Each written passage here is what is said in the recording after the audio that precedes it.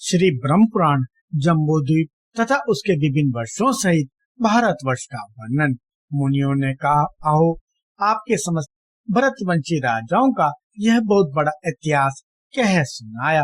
अब हम समस्त भूमंडल का वर्णन सुनना चाहते हैं। जितने समुद्र, द्वीप, वर्ष, पर्वत, वन, नदियां तथा पवित्र देवताओं के स्थान है, समस्त भूतल का मान जितना बड़ा है, जिसके आधार पर यह टिका हुआ है तथा जो इसका उपादान कारण है, वह सब यथार्थ रूप से बताइए। लोमहर्षण जी बोले, मुनिवरों सुनो, मैं इस भूमंडल का वृत्तांत संक्षेप से सुनाता हूँ। जम्बू, पलक्ष, शालमल, कुश, कोंच, शाक तथा पुष्कर ये 7 द्वीप हैं, जो क्रमशः लवन, इशुरस, सुरा, धृत, दधि, दुग्ध तथा जल रूप 7 समुद्रों से घिरे हुए हैं। इन सब के बीच में जम्बू द्वीप की स्थिति है। उसके मध्य भाग में स्वर्ण में मेरु पर्वत है, जिसकी ऊंचाई 84,000 योजन है। वह पृथ्वी के भीतर 16,000 योजन तक चला गया है तथा उसके शिखर की चौड़ाई 32,000 योजन है। उसके मूल का विस्तार 16,000 योजन है। वह पर्वत पृथ्वी रूपी कमल की कनिका के रूप में स्थित है। उसके दक्षिण में हिमवान, हेमकूट और निषद पर्वत है और उत्तर में नील, श्वेत और श्रृंगवान गिरी है। मध्य के 2 पर्वत निषद और नील 1-1 लाख योजन लंबे हैं। शेष पर्वत क्रमशः 10-10 हजार योजन छोटे होते गए हैं। उन सब की ऊंचाई और चौड़ाई 2-2 हजार योजन है। मेरु के दक्षिण में भारतवर्ष है, उससे उत्तर किमपुरु वर्ष तथा उससे भी उत्तर हरिवर्ष है। इसी प्रकार मेरु के उत्तर भाग में सबके अंत में रम्यक वर्ष, उससे दक्षिण हिरण्यमयी वर्ष तथा उससे भी दक्षिण उत्तर कुरु है। इन 6 वर्षों के बीच में इलावृत वर्ष है, जिसके मध्य भाग में सुवर्ण में ऊंचा मेरु पर्वत खड़ा है। यह वर्ष मेरु के चारों ओर 9,000 योजन तक फैला हुआ है। उसमें मेरु से पूर्व मंदराचल, दक्षिण में गंधमादन, पश्चिम में विपुल तथा उत्तर में सुप्लाश पर्वत की स्थिति है। इन चारों पर्वतों पर क्रमशः कदम, जम्बू, पीपल और वट ये 4 वृक्ष हैं, जो 1100 योजन विस्तार के हैं। वे वृक्ष उन पर्वतों की ध्वजा के रूप में सुशोभित है। वह जम्बू वृक्ष इस द्वीप के जम्बू द्वीप नाम पड़ने का कारण है। उसके फल विशाल गजराज के बराबर होते हैं। वे गंधमादन पर्वत पर सब और गिरकर फूट जाते हैं। उनके रस से वहाँ जम्बू नाम की नदी बहती है। वहाँ के निवासी उसी नदी का जल पीते हैं। उसके पीने से लोगों के शरीर और मन स्वस्थ रहते हैं। उन्हें खेद नहीं होता, उनके शरीर में दुर्गंध नहीं होती तथा उनकी इंद्रियां कभी क्षीण नहीं होती। जम्बू के रस को पाकर उस नदी के तट की मिट्टी जम्बू नद नामक स्वर्ण के रूप में परिणत हो जाती है, जो सिद्धों के आभूषण के काम आती है। मेरु से पूर्व भद्राज और पश्चिम में केतुमाल वर्ष है। इन दोनों के बीच में इलावृत वर्ष है। मेरु के पूर्व चैत्रत, दक्षिण में गंधमादन, पश्चिम में वैबराज तथा उत्तर में नंदन वन है। इसी प्रकार भिन्न भिन्न दिशाओं में अरुणोद, महाभद्र, असितोद तथा मानस ये 4 सरोवर हैं, जो सदा देवताओं के उपभोग में आते हैं। शांतवान, चक्रकुंड, कुररी, माल्यवान तथा वैकंग आदि पर्वत मेरु के पूर्व भाग में केसराचल के रूप में स्थित है। चित्रकूट, शिशिर, पतंग, रुचक तथा निषद आदि दक्षिण भाग के केसर पर्वत है। शिखीवास, वैदुर्य, कपिल, गंधमादन और जरूदी आदि पश्चिम भाग के केसराचल हैं। शंखकोट, ऋषभ, हंस, नाग तथा कालंजर आदि अन्य पर्वत उत्तर भाग के केसराचल हैं। मेरुगिरी के ऊपर 14,000 योजन के विस्तार वाली एक विशाल पुरी है, जो ब्रह्मा जी की सभा कहलाती है। उसमें सब और 8 दिशाएं और विदिशाओं में इंद्र आदि लोकपाल के विख्यात नगर हैं। भगवान विष्णु के चरणों से निकलकर चंद्रमंडल को आप्लावित करने वाली गंगा ब्रह्मपुरी के चारों ओर गिरती है। वहाँ गिरकर वे 4 भागों में बट जाती है। उस समय उनके क्रमशः सीता, अलकनंदा, चशु और भद्रा नाम होते हैं। पूर्व और सीता एक पर्वत से दूसरे पर्वत पे होते हुए पूर्ववर्ती भद्राश्व वर्ष के मार्ग से समुद्र में जा मिलती है। इसी प्रकार अलकनंदा दक्षिण पंथ से भारतवर्ष में आती और वहाँ 7 भेदों से विभक्त होकर समुद्र में मिल जाती है। चक्षु की धारा पश्चिम के संपूर्ण पर्वतों को लांघकर केतुमाल वर्ष में आती और समुद्र में मिल जाती है। इसी प्रकार भद्रा उत्तर गिरी तथा उत्तर कुरु को लांघकर उत्तर समुद्र में मिलती है। माल्यवा और गंधमादन पर्वत नीलगिरी से लेकर निषद पर्वत तक फैले हुए हैं। उन दोनों के मध्य भाग में मेरु कनिका के आकार में स्थित है। भारत, केतुमाल, भद्राश्व तथा कुरु ये द्वीप लोक रूपी कमल के पत्र हैं। जठर और देवकूट ये 2 मर्यादा पर्वत हैं। नील से निषद पर्वत तक उत्तर दक्षिण फैले हुए हैं। ये दोनों मेरु के पश्चिम भाग में पूर्वत स्थित हैं। त्रिशिंग और जरूधी ये उत्तर दिशा में वर्ष पर्वत हैं, जो पूर्व से पश्चिम और समुद्र के भीतर तक चले गए हैं।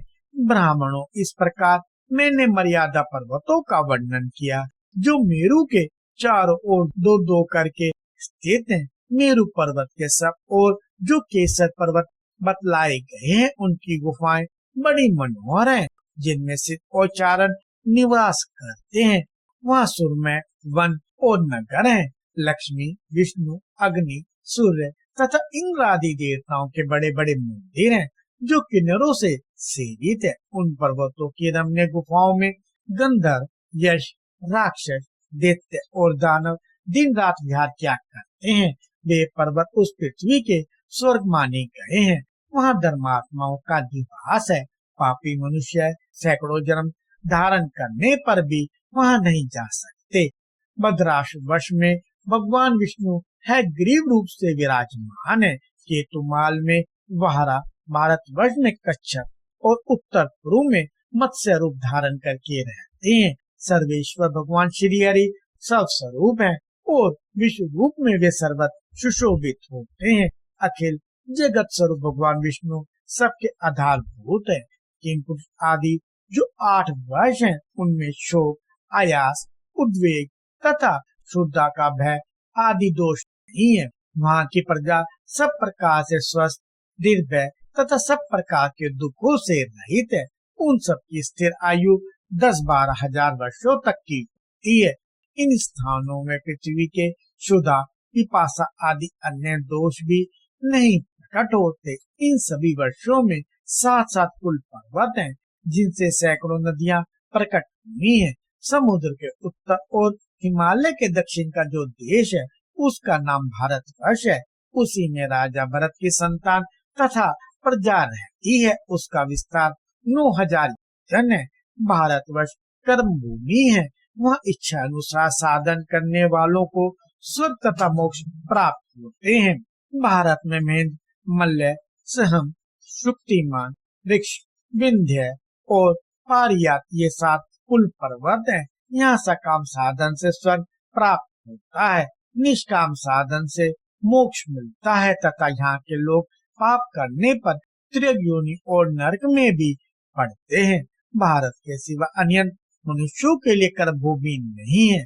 इस भारतवर्ष के 9 भेद हैं: इंद्रद्वीप, कसेतुमान, तामवन, गवस्तीमान, नागद्वीप, सौम्यद्वीप, गंधद्वीप, वारुण द्वीप और समुद्र से घिरा हुआ यह नवद्वीप भारत। यह नवद्वीप दक्षिण से उत्तर तक 1000 योजन लंबा है। इसके अंदर पूर्व दिशा में किरात तथा पश्चिम दिशा में यवन रहते हैं। मध्य में ब्राह्मण, क्षत्रिय, वैश्य तथा शूद्र जाति के लोग रहते हैं, जिनकी क्रमशः यज्ञ, युद्ध, वाणिज्य तथा सेवा ये 4 वृत्तियां हैं। सतलज और चंद्रभागा, चनाब आदि नदियां हिमालय की शाखाओं से निकलती हैं। वेद, समति आदि सरिताओं का उद्गम पारियात पर्वत है। नर्मदा और सुरमा आदि नदियां विंध्या पर्वत से प्रकट हुई हैं। तापी, व्योष्णी, निर्विंध्या तथा कावेरी आदि सरिताएं ऋषि की शाखा से निकली हैं। इनका नाम श्रवण करने मात्र से ये सब पापों को हर लेती हैं। गोदावरी, भीमरती और कृष्णवेणी आदि पाप नाशनी नदियां स्वयं पर्वत की संतानें हैं। कृतमाला, ताम्रवर्णी आदि का उद्गम स्थान मलय पर्वत है। त्रिसांध्या, ऋषिकुल्या आदि नदियां महेंद्र पर्वत से प्रकट हुई हैं। ऋषिकुल्या और कुमार आदि नदियां शुक्तिमान के शाखा पर्वत से निकली हैं।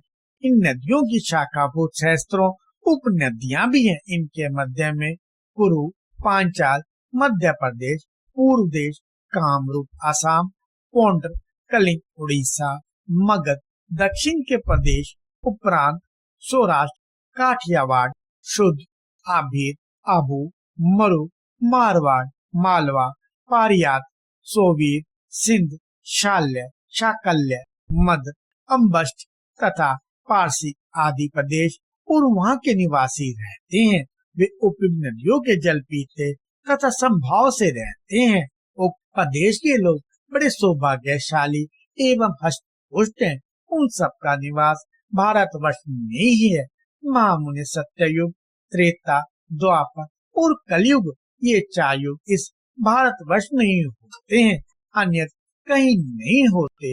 यहीं पारलौकिक लाभ के लिए यति तपस्या करते, यज्ञ करता अग्नि में आहुति डालते तथा दाता उदार पूर्वक दान देते हैं। जम्बूद्वीप में मनुष्य सदा अनेक यज्ञों द्वारा यज्ञ में यज्ञ भगवान विष्णु का यजन करते हैं। अन्य द्वीपों में दूसरे प्रकार की उपासनाएं हैं। महामुनि जम्बूद्वीप में भी भारतवर्ष सबसे श्रेष्ठ है, क्योंकि यह कर्म भूमि है और अन्य देश योग भूमि है। यहाँ लाखों जन्म धारण करने के बाद बहुत बड़े पुण्य के संचय से जीव कभी मनुष्य जन्म पाता है। देवता यह गीत गाते हैं कि जो जीव स्वर्ग और मोक्ष हेतु भारतवर्ष के भूभाग में बारंबार मनुष्य रूप में उत्पन्न होते हैं और फल इच्छा से रहित कर्म का अनुष्ठान करके उन्हें परमात्मा स्वरूप श्री विष्णु को अर्पण कर देते हैं, वे धन्य हैं। जो इस कर्म भूमि में उत्पन्न हो सत्कर्मों द्वारा अपने अंतकरण को शुद्ध करके भगवान अनंत में लीन होते हैं, उनका जीवन धन्य है। हमें पता नहीं इस स्वर्ग लोक की प्राप्ति कराने वाले पुण्य लोक के क्षीण होने पर हम फिर कहाँ देह धारण करेंगे। वे मनुष्य जो भारतवर्ष में जन्म लेकर संपूर्ण इंद्रियों से संपन्न है, धन्य है।